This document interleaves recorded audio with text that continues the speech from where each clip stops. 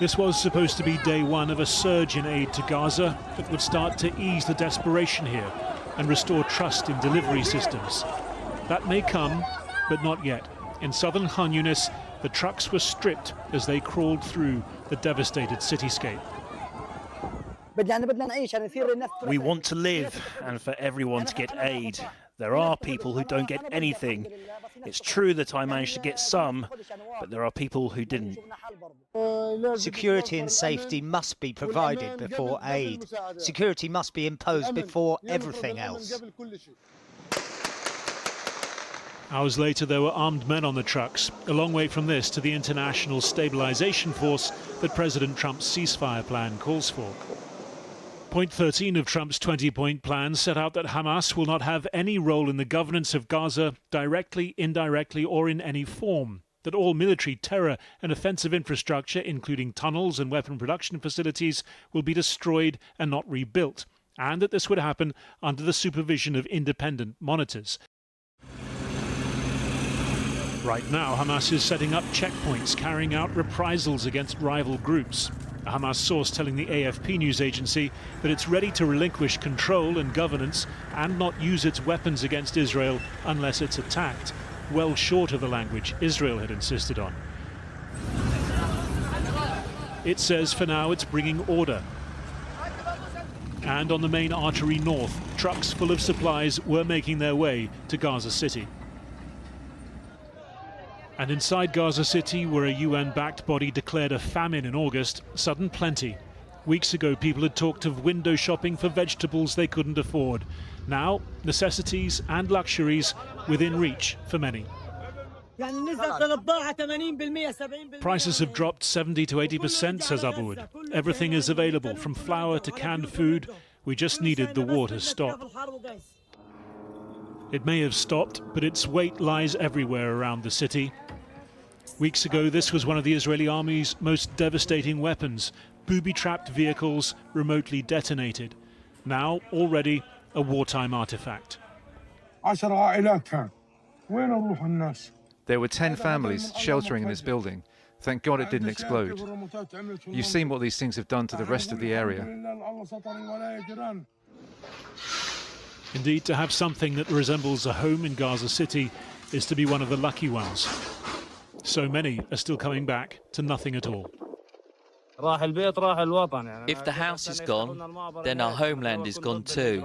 I'm waiting for them to open up the borders so that I can immigrate. The people that are gone, that's what we cry about. More than the material things we've lost, it's the souls. More and more of those people are at last now being recovered. Gaza's health ministry says more than 230 bodies have been found in the rubble since the ceasefire began. Well, earlier I spoke to Sam Rose, the interim director of UNRWA in Gaza. It's the UN agency providing education, healthcare and food to Palestinian refugees, but was effectively shut down by Israel at the start of this year, which accused it of bias. I asked him, with a new deal in place and 5,000 aid trucks waiting, does this mean the agency will resume its role as the primary aid deliverer in Gaza, and does it signal the end of the controversial Gaza Humanitarian Foundation? It's not yet clear. I mean, maybe take the two elements of your question separately. The Gaza Humanitarian Foundation does appear to be closing up. We've seen video footage this morning. I spoke to colleagues, some of them who've been going north on the Salahuddin Road and have reported that the sites are being emptied out. So that appears to be winding down as part of the ceasefire agreement. What we have no clarity on yet is UNRWA's ability to bring those supplies in, the supplies that we've got, which are about half of all UN supplies outside of Gaza right now, and exactly the things that people need. This is food to feed the population for 3 months, shelter supplies, so blankets and tents for hundreds of thousands of people, and medicines to keep our health clinics going. At the moment, you've got hundreds of thousands of people who've moved back to where they originally came from, and they've moved away from where they were surviving in the south. So presumably that throws up all sorts of new challenges. Yeah, massive challenges. I mean, there are challenges of safety because of the rubble, because of the exploded bombs in the areas that these people are going back to, and the real challenges of service provision in these areas as well. I mean, what we normally do, UNRWA as the largest service provider in Gaza, what we will do is look to reestablish and restore our critical infrastructure in the areas that people are going back to support those returns. And what about the Israelis? Are they talking to you now? Because obviously they cut you off and accused you of bias and of supporting, you know, the Hamas propaganda regime. The no contact policy that came in at the beginning of January this year, which is why I'm sat in the UK talking to you and not in Gaza with my staff, that remains in place. So no, we do not have direct channels of communication with the Israeli or authorities. That all takes place not even through third parties. Throughout all of this, many of our services have continued. The distributions have stopped. We've not been able to bring our supplies in, but the public health care, the vaccinations, the water production, the garbage collection, all the things that keep people alive alongside the humanitarian supplies, those have been permitted to continue. The details that we have in front of us right now are very, very scant in terms of what we're going to be allowed to do. We're all waiting, we're all hoping, but the reconstruction, the recovery, the physical recovery, the psychological recovery, the coming to terms and processing with everything that everyone has lost over these past 2 years is immense. Sam Rose, thank you very much. Thank you. Well, I'm joined now by our Foreign Affairs correspondent, Porrick O'Brien. This is a very intricate and complex next few hours that this land is going to go through. Give us a sense of what's happening. Absolutely. Well, the first thing I think that's going to happen, once those images of released hostages start coming through on the screens here, cue very public celebrations, as you'd expect. A different picture in Gaza and the West Bank. So let's look at Gaza first of all. Once the Israeli hostages are released, 1,700 people will be returned to Gaza. Now, many of them have been held without charge. They will return to utterly destroyed homes. Now let's look at the West Bank. That's a more complicated picture. So this concerns the list of 250 that will be released. Around half of those people will be deported. The other half will return to the West Bank. They're people that are serving sometimes multiple life sentences for killing Israeli civilians. And the IDF and the police have prohibited any sort of public celebrations in the West Bank. But tonight, the focus of this country, Israel, will be here. The clock at Hostages Square, the agony counted in days and hours and seconds. And soon, for the people here, this clock will stop. I feel a lot of feelings right now. I think it's beautiful and also scary at the same time. We know that we need to wait until this moment happens. This place may revert to its old name, Museum Square. But today is not about antiquity, it's about an almost unbearable, poignant present. The Israeli government spokesperson in the last few hours. The release of our hostages will begin early Monday morning. We are expecting all 20 of our living hostages to be released together at one time to the Red Cross. All the parts are in place. Helicopters at the Ria military base in southern Israel, where hostages will receive an initial medical checkup, then taken to a number of hospitals in Tel Aviv. For Palestinian prisoners and detainees, buses lined up this morning at Offer Prison in the West Bank in preparation for the largest prisoner exchange in years. A lot could still go wrong, but it's beginning to look like the hostages will be released before Donald Trump arrives in the morning. And across the country, preparations underway, from the billboards to the bin men. You don't know until you see these people alive, but thank God we expect to see them alive here in the next 24 hours, probably early tomorrow morning, U.S. time, which will be later in the day, of course, in Israel. Tomorrow morning, the U.S. president will arrive in Israel. He's then expected to meet with the hostages' families, reportedly in Israel's parliament building. He will then deliver his remarks to the Knesset. Following his speech, Donald Trump will head to Egypt. There'll be a summit to finalise an agreement aimed at ending the war in Gaza.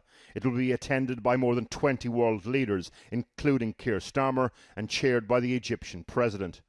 Hamas will not attend, and neither will the Palestinian Authority, according to reports. A signing ceremony will take place of the Middle East peace plan.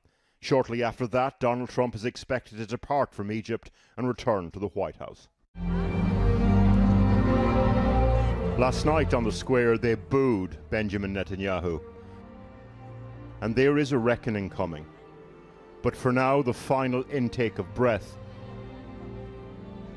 before the rejoicing. Well, I'm joined now by Tova Lazaroff, former deputy managing editor of the Jerusalem Post. Give me a sense of how emotional tonight is going to be for millions of Israelis. It's going to be so emotional. I mean, these are 20 people that they thought were never going to come home. That was the fear, that you couldn't get a deal that would bring the sides together enough that would bring them home. They're also in extreme danger, so every day that they were there was a day that people really felt that they would lose them. These are the last of the hostages. Every other time when you had a deal, it was exciting to see them, and the whole time you knew, but there were other people there. If you remember those 2 hostages that were taken to the ceremony, they watched it, but then they weren't released, right? Everybody's heart was with them, and they knew that there were families that were still sitting there, knowing that their loved ones were still in danger. And finally, well, two finals. It isn't something that just happened because Trump and Netanyahu and Hamas got together, although for sure that's what brought it over the finish line. The families worked for this. They traveled all around the world. They met with world leaders. People, they felt they were not prioritized for a long time. Exactly. Yes. So this was a campaign that they felt they did. That's why last night in Hostage Square, when people mentioned Netanyahu, people really booed because they felt that they hadn't prioritized him. But it wasn't. Just answer this on that. Some people say that was just a Tel Aviv thing. It's left wing. Do you think that was a national sentiment? I think look, he's still polling at the top. Let's not forget that. On the right, he still has a lot of support, but the way it works in Israel, as you know, is like every party doesn't have a majority. I think it's certainly representative of a certain segment and not a small segment. There were 400,000 people here. So I think, but this spot, right where we're standing here, Hostage Square, I mean, this is where people have held demonstrations here every Saturday. They've come here all the time. The public has taken to the streets. They have rallied for this consistently. This is the end of a 2-year campaign to make a difference and bring these people home and let them know you are not forgotten. And yet, it's not going to be over tomorrow for some families. Right. They are being prepared for some of the bodies not to come back on time because it's turning out to be very complex to find them. So that is right. So that's the reason why it's going to be so exciting is that everybody who is alive has now been saved, right? But then there's this question of closing the circle. And so for some families, right, they're going to get their loved ones back, albeit they're dead, but they can bury them. And that's a phase in which they then, move forward with their mourning. And then there's going to be a much smaller group, people are afraid, where they don't know where their loved ones are, and they move into this realm of perpetual uncertainty. And that peace conference that's going to happen tomorrow in Sharm el-Sheikh, how much is Israel paying attention to that? Not so much. For a lot of reasons. They're going to be here. You're 2 years to the end of the war, and while the calendar was October 7th, the actual attack happened at the very end of the Sukkot festival, which on the calendar this year falls on Tuesday. That means these people were taken on the day of the holiday. They're returning 2 years right as you mark the holiday. Israel's going to be very busy, both between welcoming them back, burying the dead, starting to realize that there's, a small group of families where they don't know where their loved ones are. And only then, when they get out of the holiday, are they going to start to think about the bigger picture. It's not that there isn't anybody thinking about it. It's just this is where the heart is. Tova Lazaroff, thank you very much. Thank you so much.